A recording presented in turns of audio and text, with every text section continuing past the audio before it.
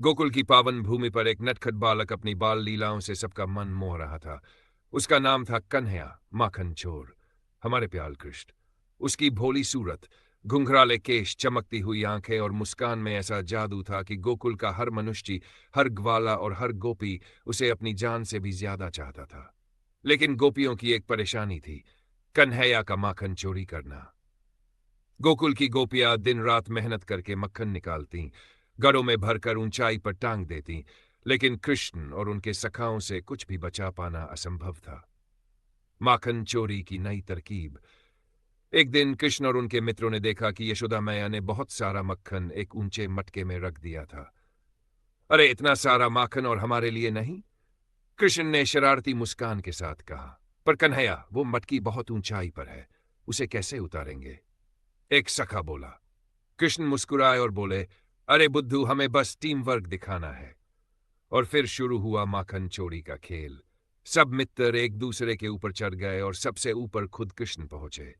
उन्होंने जैसे ही मटकी फोड़ी, मक्खन टपकने लगा। कृष्ण ने झटपट माखन खाना शुरू कर दिया। तभी यशोदा मैया वहां आ पहुंची। कन्हैया, आज तो पकड़ ही लिया, उन्होंने गुस्से में कहा। कन्हैया ने अपने होठों से मक्खन पोंछते हुए मासूमियत से कहा, मैंने कुछ नहीं किया मैया। अच्छा, फिर ये मक्खन तेरे होठों पर कैसे आया?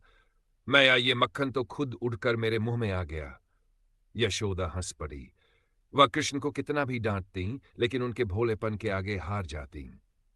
अगले दिन गोपियां इकट्ठा होकर यशोदा के पास पहुंची। यशोदा, तुम्हारा लाल तो हमें बहुत सताता है। हाँ हाँ, हमारी सारी मटकी तोड़ देता है और मक्खन खा जाता है। यशोदा ने कृष्ण को बुलाया। कन्हैया, सच सच बता, क्या तूने मक्खन चुराया? कृष्ण ने अपनी बड़ी बड़ी आंखों से देखा और बोला, मैया, मैं तो यहां खेल रहा था। गोपियां चिल्लाई, झूठ, हमने खुद देखा। यशोदा ने कृष्ण को पकड़ा और उनकी कमर में रस्सी बांध दी। लेकिन तभी गोकुल में अजीब सी हलचल हुई।